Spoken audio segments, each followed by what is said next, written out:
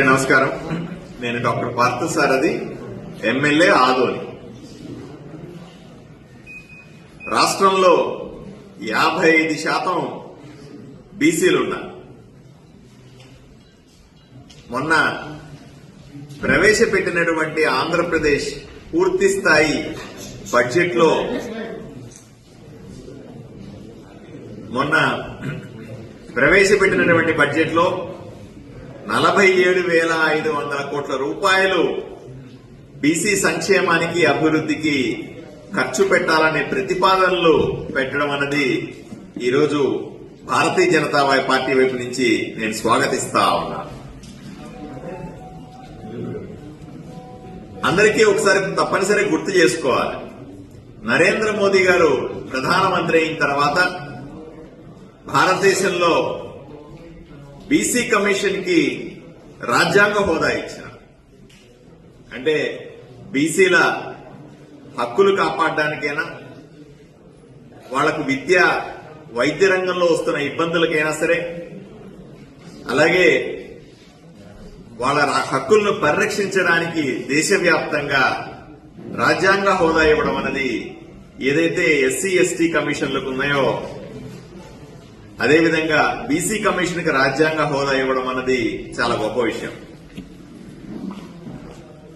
అదేవిధంగా నరేంద్ర మోదీ ప్రభుత్వం నీట్ పరీక్షల్లో అంటే దేశవ్యాప్తంగా జరిగే మెడికల్ ఎంట్రన్స్ టెస్టుల్లో పాస్ అయిన వాళ్ళందరికీ కూడా దేశవ్యాప్తంగా ఉన్న మెడికల్ కాలేజీలు, విద్యా సంస్థల్లో ఓబీసీ కోటా కింద 27% కేటాయించడం కూడా మనం తప్పనిసరి గుర్తు చేసుకోవాలి. దీని ద్వారా ఆంధ్రప్రదేశ్ లో ఉన్న వాళ్ళు కూడా ఓబీసీ కోటా కింద దేశవ్యాప్తంగా ఉన్నటువంటి వైద్య కళాశాలల్లో మెడికల్ సీట్లు గాని, పీజీ మెడికల్ సీట్లు గాని పొందే అవకాశం వచ్చింది. ఆ విధంగా ప్రతి సంవత్సరం 5,000 అడ్మిషన్లు అదనంగా జరుగుతున్న విషయాన్ని మనం గుర్తెచ్చుకోవాలి. ఇక రాష్ట్రంలో ఉన్నటువంటి ఎన్డీఏ ప్రభుత్వం శాసనసభలో బీసీలకు 33% రిజర్వేషన్ ఉండాలని తీర్మానం చేసి కేంద్రానికి పంపించింది. అలాగే స్థానిక సంస్థల్లో 34% రిజర్వేషన్ ఉండాలి తప్పనిసరిగా, నామినేటెడ్ పదవుల్లో కూడా 34% రిజర్వేషన్ ఉండాలని ప్రతిపాదనలు తయారు చేసుకుని ఆ విధంగా ముందుకు పోతా ఉన్నారు. రాష్ట్రంలోని ఎన్డీఏ ప్రభుత్వం ఈ రకమైనటువంటి బీసీల మంచి కోరేటువంటి, బీసీలకు న్యాయం జరిగేటువంటి ప్రతిపాదనలు చేయడాన్ని పూర్తిగా స్వాగతిస్తా ఉన్నాం. ఇది బీసీల అభ్యున్నతి కోసం వేస్తున్నటువంటి అడుగులుగా నేను భావిస్తా ఉన్నాను. గతంలో చూస్తే గత 5 సంవత్సరాల్లో వైఎస్ఆర్సీపీ ప్రభుత్వం అధికారంలో ఉన్నప్పుడు ఎన్నిసార్లు చెప్పాం మేము, కేంద్రంలో ఉన్నటువంటి బీసీ కమిషన్ లాగా రాష్ట్రంలో కూడా ఏర్పాటు చేయండి, దానికి అధికారాలు ఇవ్వండి, బీసీల హక్కుల్ని కాపాడాల్సిన అవసరం ఉంది. రాష్ట్రంలో 55% ఉన్నటువంటి బీసీలు వివిధ సమస్యలతో ఇబ్బంది పడతా ఉన్నారు. ఎస్సీలకు ఎస్టీలకు ఏ విధంగా అయితే వాళ్ళ కమిషన్లకి రాజ్యాంగ హక్కులు ఉన్నాయో, వాళ్ళ హక్కులు పరిరక్షించబడతా ఉన్నాయో, వాళ్ళ మీద దాడి జరిగినప్పుడు, వాళ్ళ స్థలాలు లాక్కున్నప్పుడు, వాళ్లకు ఉద్యోగాల్లోనో చదువులోనో ప్రమోషన్లోనో అన్యాయాలు జరిగినప్పుడు ఏ విధంగా కమిషన్ దగ్గరికి వెళ్లి చెప్పుకుంటే వాళ్ళకి న్యాయం జరుగుతోందో ఆ విధమైనటువంటి వ్యవస్థ తప్పనిసరిగా బీసీలకు కూడా ఉండాలా అనే ఉద్దేశంతో పలుమార్లు అప్పటి వైఎస్ఆర్సీ ప్రభుత్వానికి మేము విన్నవించినాం, హెచ్చరించినాం కూడా. అయినా పట్టించుకున్న పాపాన పోలే. అప్పుడు స్థానిక సంస్థల ఎన్నికల్లో 34% రిజర్వేషన్ ఉన్న బీసీలని తగ్గించి కేవలం 23% రిజర్వేషన్తో అప్పుడు ఎన్నికలు జరిపారు. బీసీలకు ఎనలే అన్యాయం చేసినారు. అప్పటి వైఎస్ఆర్సీ ప్రభుత్వంలో బీసీ సబ్ ప్లాన్ నిధులు అంటే బడ్జెట్ లో బీసీ జనాభా ప్రాతిపదికన బీసీలకు మాత్రమే ఖర్చు పెట్టాల్సినటువంటి నిధులని పక్కదావ పట్టించి బీసీలకు తీవ్రమైన అన్యాయం జరిగింది. ఈరోజు ఎన్డీఏ డబుల్ ఇంజిన్ సర్కార్ ఉంది. కేంద్రంలో నరేంద్ర మోదీ నాయకత్వంలో ప్రభుత్వం నడుస్తా ఉంది. రాష్ట్రంలో కూడా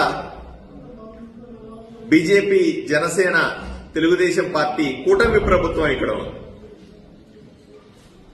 కేంద్రంలో ఏ విధంగా అయితే నరేంద్ర మోదీ ప్రభుత్వం బీసీలకు అండగా నిలుస్తా ఉందో, బీసీల హక్కులు పరిరక్షించడానికి ప్రయత్నం చేస్తా ఉందో, జనాభా ప్రాతిపదికన వాళ్ళకి రావాల్సినటువంటి వాటాను ఏ విధంగా ఇస్తా ఉందో, అదే రకమైనటువంటి ఆలోచనలు ఈరోజు రాష్ట్రంలో ఉన్నటువంటి కూటమి ప్రభుత్వం కూడా చేస్తా ఉంది. ఈ సందర్భంగా రాష్ట్ర ప్రభుత్వానికి విన్నవిస్తాం, కేంద్రంలో ఉన్నట్టుగానే రాష్ట్రంలో కూడా బీసీ కమిషన్ ఏర్పాటు చేయండి. బీసీ కమిషన్ కి కేంద్రంలో ఎలా ఇచ్చారో అలాగే రాష్ట్రంలో కూడా రాజ్యాంగ హోదా ఇవ్వండి. దాని ద్వారా బీసీల సంక్షేమం కానీ అభివృద్ధి కానీ ఊపందుకుంటుందనే విషయాన్ని విన్నవించుకుంటా ఉన్నాం. అదేవిధంగా గత ప్రభుత్వంలో జరిగిన విధంగా ఏదైతే బీసీ సబ్ ప్లాన్ నిధుల్ని దారి మళ్లించారో అటువంటివి జరగకుండా బీసీలకు ఖర్చు పెట్టాల్సిన, తప్పనిసరిగా బీసీలకే ఖర్చు పెట్టాల్సినటువంటి నిధులని వాళ్ళకే ఖర్చు పెట్టాల్సిందిగా, దాని మీద పూర్తి నియంత్రణ, ఏదైతే బీసీ సబ్ ప్లాన్ నిధుల్ని దారి మళ్లించారో అటువంటివి జరగకుండా బీసీలకు ఖర్చు పెట్టాల్సిన, తప్పనిసరిగా బీసీలకే ఖర్చు పెట్టాల్సినటువంటి నిధులని వాళ్ళకే ఖర్చు పెట్టాల్సిందిగా, దాని మీద పూర్తి నియంత్రణ ఉండేలాగా చూసుకోవాల్సిందిగా నేను విన్నవిస్తా ఉన్నా. రాష్ట్రంలో ఉన్నటువంటి బీసీలు గత 5 సంవత్సరాలుగా చితికిపోయినారు. వాళ్ళకి రావాల్సిన పథకాలు రాకుండా, వాళ్లకు రావాల్సినటువంటి హక్కు లేకుండా, ఏదో తూతూ మంత్రంగా పేరుకు మాత్రం చెప్పేవాళ్ళు. గత 5 సంవత్సరాలు బీసీలు అంటే బ్యాక్ బోన్ క్లాస్ అని చెప్పేవాడు. కానీ పంగనామాలు పెట్టినారు. ఈ 8 నెలలుగా కూటమి ప్రభుత్వం ఏర్పడిన తర్వాత బీసీల్లో మళ్లీ ధైర్యం వస్తా ఉంది. మళ్లీ మనకు మంచి రోజులు వచ్చినాయని బీసీలంతా అనుకుంటున్నారు. రాష్ట్రంలో 5 సంవత్సరాల తర్వాత మొట్టమొదటిసారి బీసీ కార్పొరేషన్ ద్వారా రాష్ట్ర వ్యాప్తంగా లోన్లు ఇస్తాం.